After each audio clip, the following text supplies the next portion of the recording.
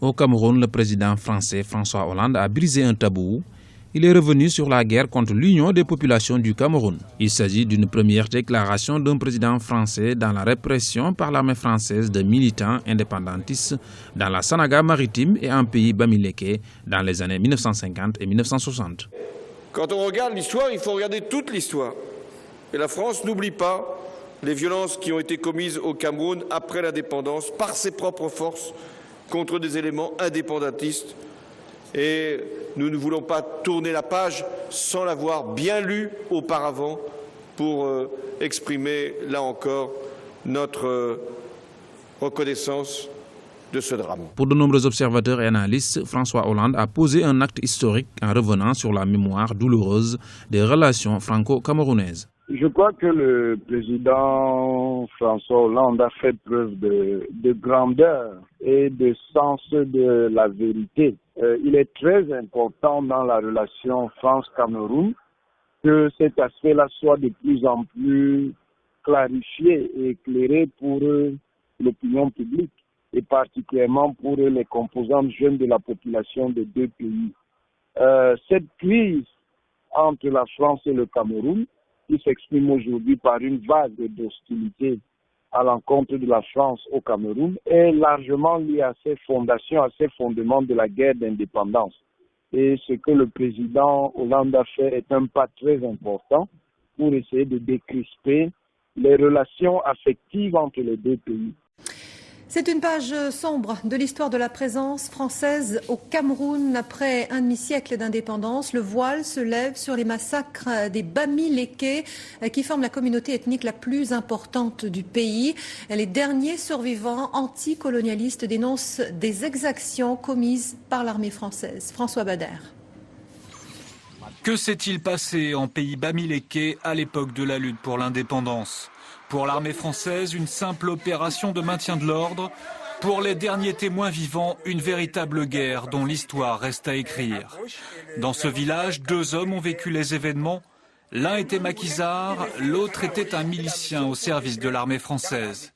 Bien que dans des camps opposés, ils confirment les atrocités commises contre les populations civiles.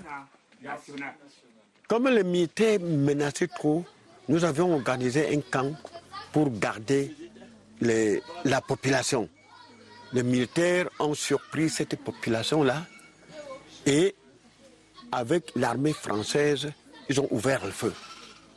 Ils ont décimé cette population et il y avait un seul survivant. Dans cette maison, on fête aujourd'hui l'arrivée d'un nouveau-né. Femmes, enfants, personne n'était épargné à l'époque où la France faisait la guerre aux rebelles indépendantistes. Pour l'armée française et ses supplétifs, il s'agissait de couper les maquisards de la population civile. On bombardait tout le monde et on brûlait même les cases. Les personnes qui étaient dans... Mais des fois, l'armée française faisait entrer les gens et brûlait même la maison. Cet homme était un chef de maquis. Ce qu'il décrit des bombardements de l'aviation française n'était peut-être pas du napalm, mais cela y ressemblait fortement. Il y avait l'avion devant qui versait liquide et puis le deuxième avion mettait le feu, c'est-à-dire avec les balles incendiaires. Les historiens ont encore beaucoup de choses à découvrir sur cette guerre qui ne dit pas son nom. Certains parlent de génocide, mais ils ne sont pas tous d'accord sur la question. Il reste des points à éclaircir, justement sur la taille du génocide. Les gens ne s'accordent pas sur les chiffres. Parce que quand on dit 400 000 personnes tuées, les gens s'interrogent quelle était la taille de la population bamileke de l'époque pour qu'on en tue 400 000 et qu'il en reste encore. En pays bamileke, les opérations ont continué plusieurs années après l'indépendance du Cameroun, sous couvert de coopération militaire. Images, documents, toutes les archives restent gardées en France sous le sceau du secret défense. D'un pas titubant, du haut de ses 81 ans, Mathieu Ndiasep, secrétaire d'Ernest Wandi en 1962, nous accueille à son domicile au quartier village à Douala 3e pour évoquer la mémoire de ce leader de l'UPC après l'assassinat de Ruben Oumniobe en 1958. Wandi était d'abord un enseignant avant d'être UP6. Il était un leader de l'UPC. Il est entré à l'IPC dès le début et dès la création, le 10 avril 1948. La rencontre entre Mathieu Ndiassep et Ernest Ouandi se fait quelques années après. Lui, après l'événement de mai 55, il a été à l'extérieur. Et dès son retour, alors il m'a trouvé sous maquis. En 1961, il l'a rencontré. Et il m'a pris dans son secrétariat. J'écrivais des tracts et puis les correspondances. Je sais qu'il était un bon dirigeant, un grand intellectuel et puis un courageux. Parce que durant le temps que j'ai vécu avec lui, et je ne l'avais jamais vu avec un bouquin en main ou un simple papier à titre de référence quand il nous formait. Tout sortait de sa tête et il le disait clairement et bien. Durant des années, Ernest Ouandi mène un combat pour un peuple camerounais libre, jusqu'à son interpellation et son exécution en 1971.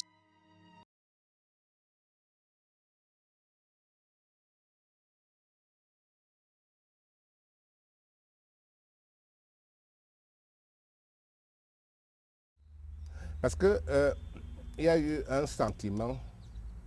D'abord, les rebelles avaient fait dire aux populations qu'ils étaient,